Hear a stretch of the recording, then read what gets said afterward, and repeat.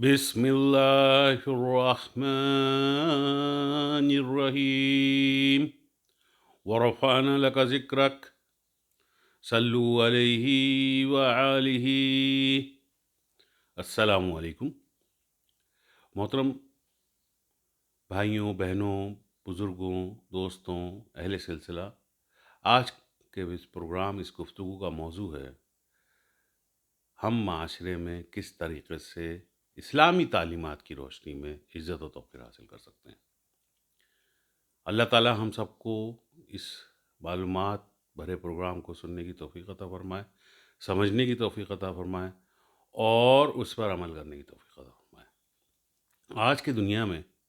ایک بہت بڑا مسئلہ ہے کہ ہمیں پتہ نہیں ہے کہ ہمارے کس عمل کے ذریعے ہم معاشرے میں اپنی عزت و توقیر بڑھاتے ہیں اور کس عمل کے ذریعے ہماری عزت و توقیر کم ہوتی ہے۔ لیکن ہم نیک نیتی کے ساتھ وہ اعمال کرتے ہیں جن سے ہماری عزت و توقیر کے بڑھانے کا ہماری نیت ہوتی ہے، لیکن وہ کامیابی نہیں حاصل کر پاتے۔ تو اسلامی تعلیمات کی روشنی میں عزت و توقیر بڑھانے کے لیے سب سے اہم جو پہلا نقطہ ہے وہ ہے علم حاصل کرنا۔ قرآن شریف کا ابتدائی حرف یا لفظ جو نازل ہوا وہ ہے اقرا، اور پھر حضور اکرم نبی کریم صلی اللہ علیہ وسلم سے اللہ تعالیٰ نے سورہ طٰہٰ کی آیت نمبر 114 میں فرمایا رب زدنی علما، کہ اے اللہ میرے علم میں اضافہ کر۔ اور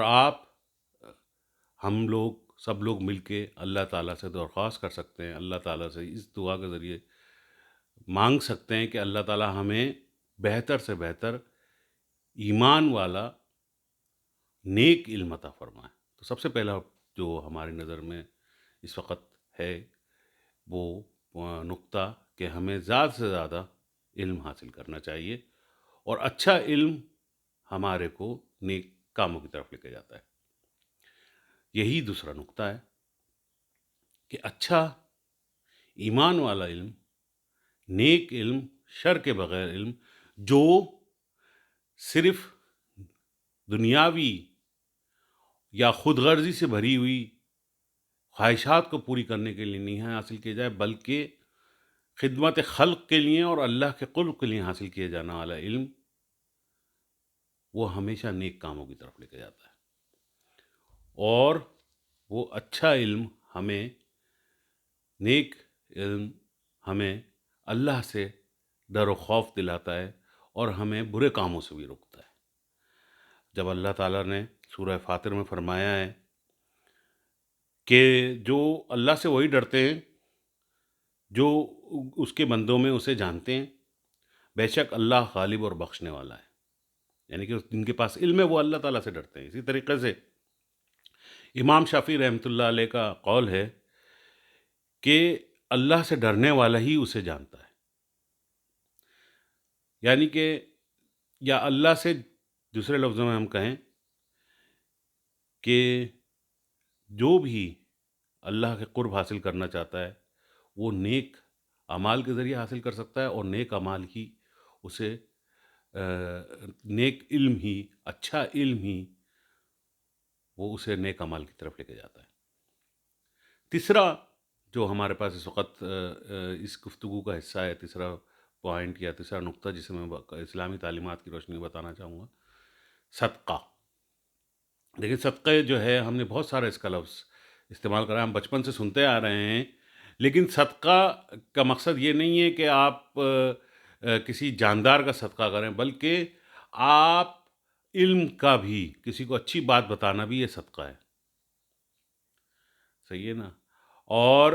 کسی کو نیک کام کی طرف راغب کرنا بھی یہ صدقہ ہے۔ راستے میں مضبوط پتھر، جو بڑا پتھر ہے جس سے ٹھوکر لا کے کوئی گر سکتا ہے، اس کو ہٹانا بھی، اسلام ایک بہت زیادہ پریکٹس والا مذہب ہے۔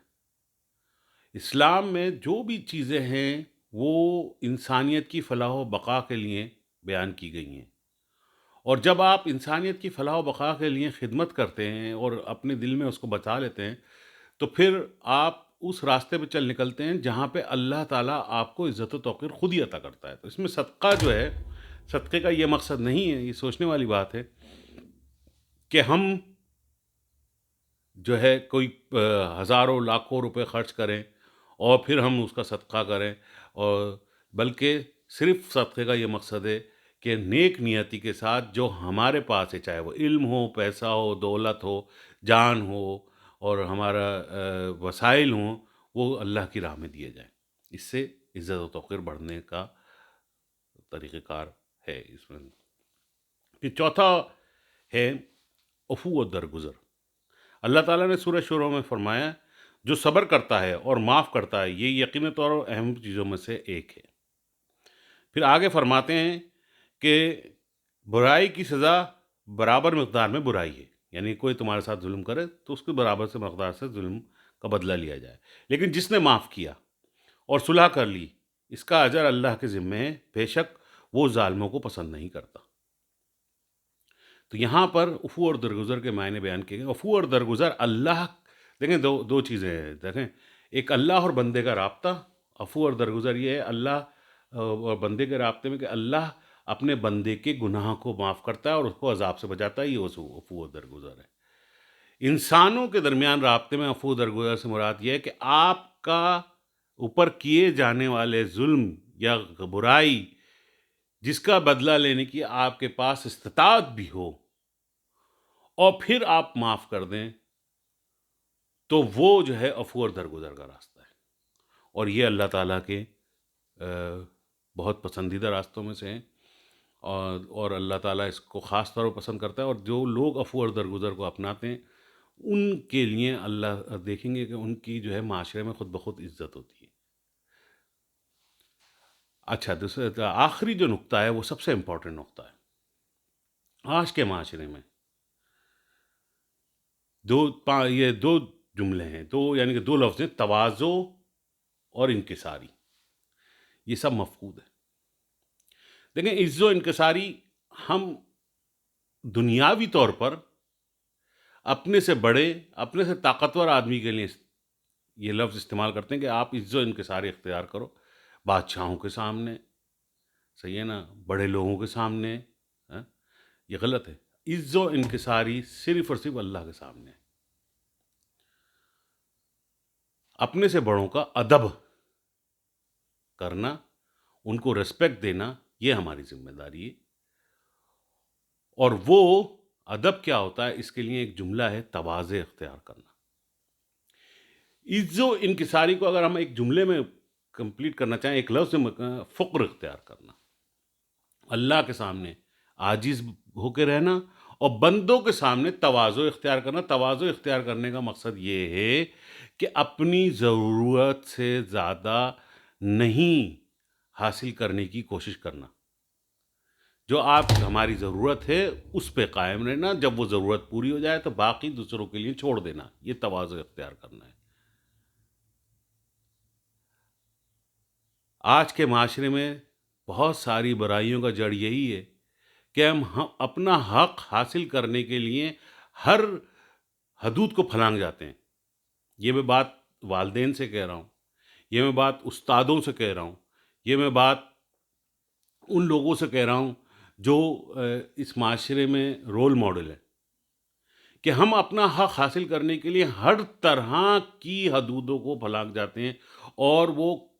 بزور طاقت اس کو حاصل کرنے کی کوشش کرتے ہیں، جبکہ یہ طریقہ کار اسلامی طریقہ کار نہیں ہے، یہ انبیاء کا طریقہ کار۔ انبیاء کا طریقہ کار کیا ہے؟ فقر اختیار کرنا۔ فقر اختیار کرنا کیا ہے؟ کہ عز و انکساری کرتے ہوئے تواضع اختیار کرنا۔ اللہ کے نیک بند تواضع اختیار کرنا کیا ہے بھائی؟ اب بہت آسان سی مثال ہے، اگر آپ دسترخوان پہ بیٹھے ہوئے ہیں، لوگوں کے ساتھ کھا رہے ہیں کھانا، تو اگر آپ کے جو ہے ایک آپ کی پلیٹ میں اگر ایک بوٹی آ گئی ہے یا گوشت کا ایک ٹکڑا آ گیا ہے، تو اس پہ صبر و شکر کے ساتھ کھانا، اور پھر اس کو یہ نہیں کہ آپ سب کا سب اپنا کھانا جو ہے نا اپنی پلیٹ میں بھر لو، اور جب آپ کا پیٹ بھر جائے تو وہ دوسروں کے لیے چھوڑ دینا۔ اسی طریقے سے اس کی دوسری مثال یہ ہے کہ جو اللہ تعالیٰ نے، دیکھیں دنیا میں جو بھی چیز عطا کی جاتی ہے اللہ تعالیٰ آپ کو عطا کرتا ہے، ہمیں اور آپ کو عطا کرتا ہے، وہ اس کے بغیر، اس کی ذات کے بغیر کوئی نہیں، اس کے وہی رازق ہے۔ تو وہ جو اللہ تعالیٰ نے آپ کو چیزیں عطا کری ہیں، اور وہ اگر آپ کی ضرورت سے زیادہ ہیں، وہ آسانیاں آپ کی ضرورت سے زیادہ ہیں، اور وہ آسانیاں اس پہ قناعت آپ کر سکتے ہیں، کم میں قناعت کر سکتے ہیں، تو ان کو بانٹنا، یہ تواضع کہلاتا ہے۔ جو آسانیاں اللہ تعالیٰ نے مجھے عطا کری ہیں وہ میں لوگوں کو بانٹوں، اور آ، لوگوں کو ساتھ مل کے ہم اس آسانیوں کو، اللہ تعالیٰ کے اس نعمتوں کا شکر ادا کریں، یہ تواضع کہلاتا ہے۔ یہ نہیں کہ جو اللہ تعالیٰ نے میرے پر مجھے نعمتیں عطا کی ہیں میں لوگوں سے اس کو دور رکھوں تاکہ سب کا سب میرے پاس ہو جائے۔ یہ ہمارے پاس یہ خود غرضی کی اعلیٰ ترین مثال ہے، جس کی وجہ سے معاشرے میں بہت زیادہ بگاڑ بھی پیدا ہو گیا ہے، اور یہی سب سے امپورٹنٹ ترین پوائنٹ ہے کہ جو لوگ خدا اور اس کے رسول کے سامنے عزت و انکساری اختیار کرتے ہیں، اس کے بتائے ہوئے تعلیمات پہ چلتے ہیں، اور بندوں کے ساتھ تواضع اختیار کرتے ہیں، یعنی کہ اپنا حق بھی جب ان کا ضرورت پوری ہو جائے دوسروں کے لیے چھوڑ دیتے ہیں، تو وہی لوگ جو ہے دنیا میں آخرت میں بھی کامیاب ہیں، اور انہی لوگوں کو اللہ تعالیٰ اعلیٰ مقام عطا کرتا ہے۔ فقر جو معنی ہیں، ہم جس کو کہتے ہیں فقر کے معنی یہ ہیں کہ جب آپ کی جو ضرورت ہو وہ پوری ہو جائے، اس کے علاوہ نہیں رکھا جائے، وہ دے دیا جائے۔ یہ تو اولیاء کا، اللہ کا، ولیوں کا اعمال تھے کہ جب انہوں نے فقر اختیار کرا کہ انہوں نے ضرورت سے بھی کم اپنے پاس رکھا اور باقی سب کچھ آگے اللہ کے بندوں میں خیرات کر دیا۔ لیکن ہمیں اس کی ابتدا اس طرح سے کرنا چاہیے کہ جب ہماری ضرورت پوری ہو جائے تو وہ آسانیاں جو اللہ تعالیٰ نے ہمیں عطا فرمائی ہیں، ہم ان لوگوں کو دیں جن کو اس کی ضرورت ہو، ان کو مہم فرمائیں، ان کو دیں جن کو اس کی ضرورت ہو، تو اس سے ہمارے پاس کسی چیز کی، ہمارے وسائل میں کمی نہیں ہوگی۔ اللہ تعالیٰ نے بتایا کہ بھائی اللہ، جب بھی آپ اللہ تعالیٰ کے بندوں کی خدمت کرو گے، کوئی چیز اس کے لیے دیتے ہو، تو اس سے آپ کی وسائل میں کمی نہیں ہوتی، بلکہ اللہ آپ کو اور بڑھ کے دیتا ہے۔ تو یہ سب چیزیں ہیں، 5 چیزیں میں نے آپ کو بتائیں: علم حاصل کرنا، اچھے علم نیک نیتی کے ساتھ حاصل کرنا، نیک نیتی سے حاصل کیے جانے والے علم پر عمل کرنا، صدقہ دینا، عفو و درگزر اختیار کرنا، عزت و انکساری اور تواضع۔ یہ اللہ تعالیٰ ہم سب کو اس پہ عمل کرنے کی توفیق عطا فرمائے۔ وما علینا الا البلاغ المبین۔ والسلام، سید نظام الدین چشتی۔ کل کا بھلا، کل کی خیر، آمین ثم آمین۔